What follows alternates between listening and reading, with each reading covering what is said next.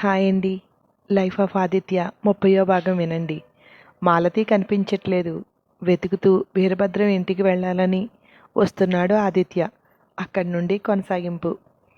వీరభద్రం ఇంటి దగ్గర కారు ఆపి దిగి లోపలికి వెళ్ళి నిలబడ్డాడు ఆదిత్య. అయ్యా, అల్లుడొచ్చాడు అన్నారు అక్కడున్న రౌడీలు.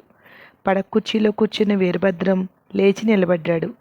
ఆదిత్య దగ్గరికి వెళ్ళి నిలబడి, ఏంటిప్పుడు? నేను మీ రౌడీలందరితోటి ఫైట్ చేయాలి. అది మీరు వీడియో తీసుకుని యూట్యూబ్లో పెట్టుకోవాలి, అంతేనా? ఎప్పుడు అదే అంటే బోరు కొట్టట్లేదా? డిఫరెంట్గా ట్రై చేద్దామా అని అక్కడున్న వాళ్ళని చూస్తూ, మీరు వీడియో తీసుకోండి అని లోపలికి వెళ్ళి హాల్లో అక్కడున్నవి ఒక్కొక్కటి తీసి పగలగొడుతున్నాడు. ఆ సౌండ్కి మాధవ్ పరిగెత్తుకుని లోపలికి వెళ్ళాడు. కంటికి కనిపించినవన్నీ తీసి నేలకేసి కొడుతున్నాడు ఆదిత్య. అక్కడున్న ఫ్లవర్ వాజ్తో టీవీ పగలగొట్టబోతుంటే, అల్లుడు, నీ కోపం తీరాలంటే వీళ్ళందరినీ చంపేయి, ఇంకా కోపం పోకపోతే అంటూ దగ్గరికొచ్చి ఆ తండ్రి కొడుకులను కూడా 4 దెబ్బలేయి అని చిన్నగా అని గట్టిగా మాట్లాడుతూ, దాన్ని మాత్రం ఏం చేయకు, అది నా ప్రాణం, అది పోతే నేను పోతా, దీని తల్లి, ఆ సీరియల్ చూడకపోతే నేను అస్సలు ఉండలేను అంది శకుంతల.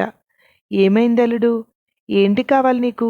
ఏంటి ఎంత కోపం అన్నాడు వీరభద్రం దగ్గరికొచ్చి. మాలతక్క ఎక్కడా అన్నాడు ఆదిత్య. మాలత ఎవరల్లుడు? ఆ అమ్మ ఎవరో తెలియదు మాకు అన్నాడు. నాటకాలు ఆడొద్దు, మాలతక్కని మీరే కదా తీసుకొచ్చారు, పాపం తను ఎక్కడుందో చెప్పు అన్నాడు ఆదిత్య. ఇదేమీ బాగోలేదు అల్లుడు, ఆ అమ్మ ఎవరో నాకు తెలియదంటే ఎక్కడుంది అంటావు అన్నాడు పట్టి పట్టి మాట్లాడుతూ. నిజం చెప్పు, నీకు నేనంటే ఇష్టం కదా, నన్ను నేనే గాయపరుచుకుంటాను నువ్వు చెప్పకపోతే అన్నాడు బెదిరిస్తూ. అల్లుడు, చెప్పేది విను, నిజంగానే నాకు తెలీదు, ఇదిగో వస్తుంది చూడు నా బిడ్డ మీదే ఒట్టేసి చెప్తున్నా, ఆ మాలత ఎవరో నాకు తెలీదు, నేను ఎవ్వరినీ తీసుకురాలేదు, నన్ను నమ్మల్లుడు అన్నాడు బ్రతిమాలుతున్నట్టు. అవును, మా నాన్నని నమ్మొచ్చు, మేమెవరిని తీసుకురాలేదు అన్నాడు రామభద్రం. ఒకసారి ఆలోచనలో పడ్డాడు ఆదిత్య. వీళ్ళ పని అయి ఉంటుందని వాసంతి అక్కతో తీసుకొస్తానని చెప్పాను, ఇప్పుడు ఎలా మరి? ఎవరు తీసుకువెళ్ళారు ఆలోచిస్తున్నాడు. ఏమైంది అల్లుడు? ఆ ఎమ్మె ఎవరో నాకు ఒక ఫోటో ఇచ్చినావనుకో, అందరినీ పంపించి వెతుకులాడిద్దాం అన్నాడు వీరభద్రం. మాట్లాడకుండా కారు దగ్గరికి వెళ్తూ మళ్ళీ వెనక్కి తిరిగి వచ్చి, మీరు కాదని నమ్మకంతో వెళ్తున్నాను, ఒకవేళ మీరు అని తెలిస్తే మాత్రం ఇక్కడున్న ఎవ్వరూ ప్రాణాలతో ఉండరు, అందరినీ వేసేసి జైలుకి వెళ్ళి కూర్చుంటాను అని విసురుగా కారు దగ్గరికి వస్తుంటే, మాధవ్ వాసంతి మేడం అంటూ ఫోన్ చేతికిచ్చాడు. అక్క, ఎక్కడ లేదు, వీళ్ళు కాదు అన్నాడు.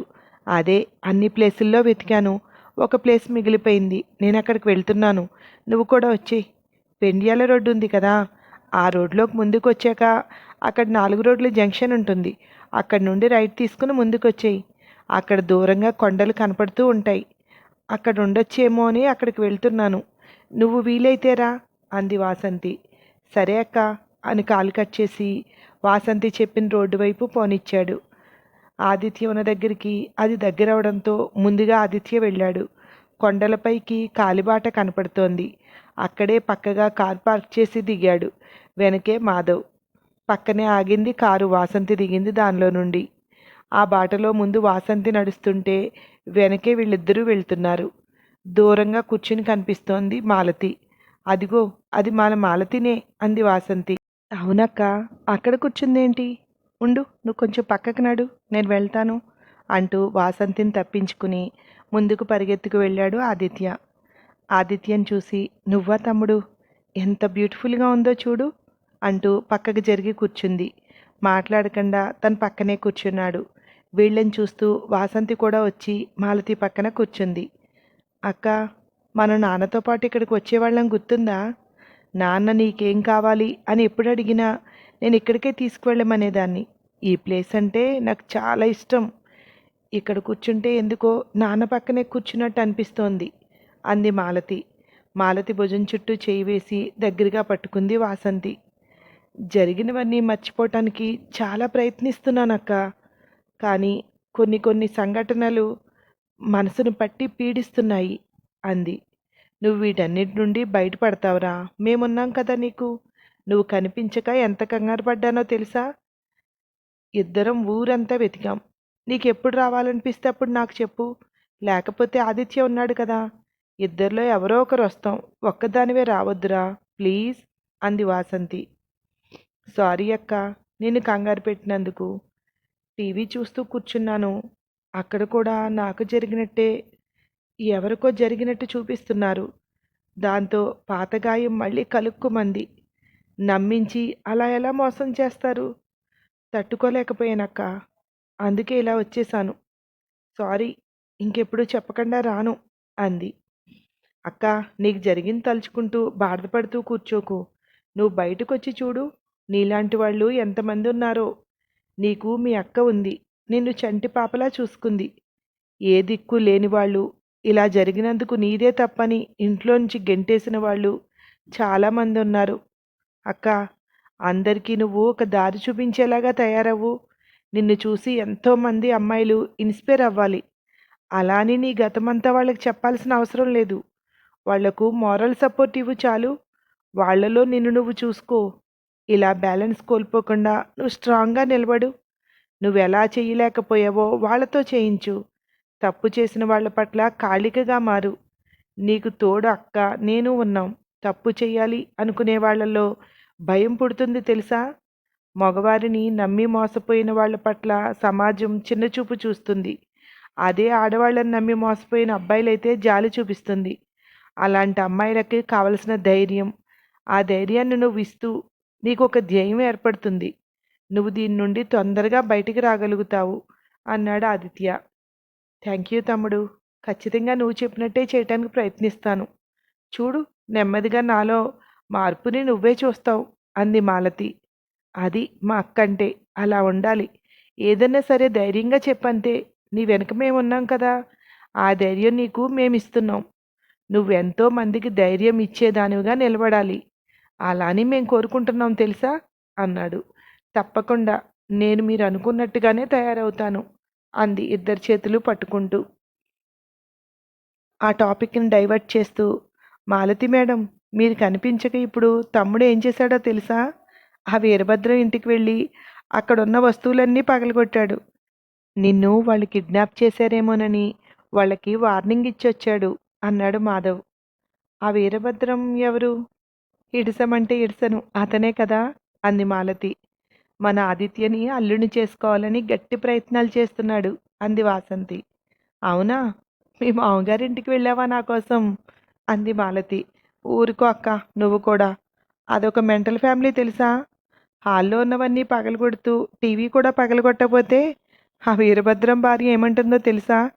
ఇంట్లో ఎన్నుంటే అన్నీ పగలగొట్టే కానీ ఆ టీవీని మాత్రం ఏం చేయకు. దాంట్లో వచ్చే సీరియల్ చూడకపోతే నేను బ్రతకలేను. అది నా ప్రాణం అంటోంది.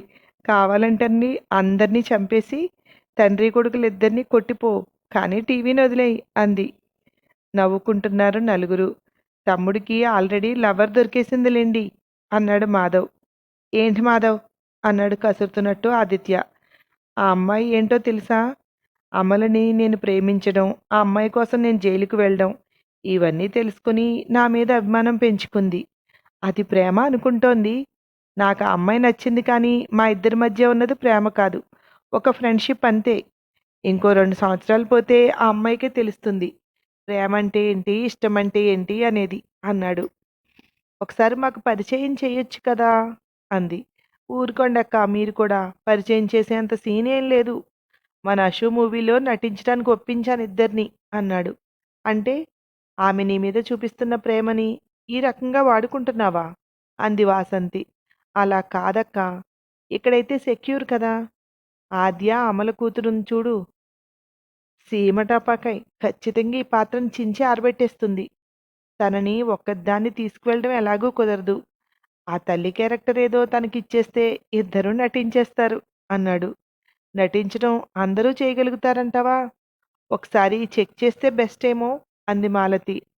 అయ్యో లేదక్క, వాళ్ళ నటన వీర లెవెల్, మీకు తెలీదు.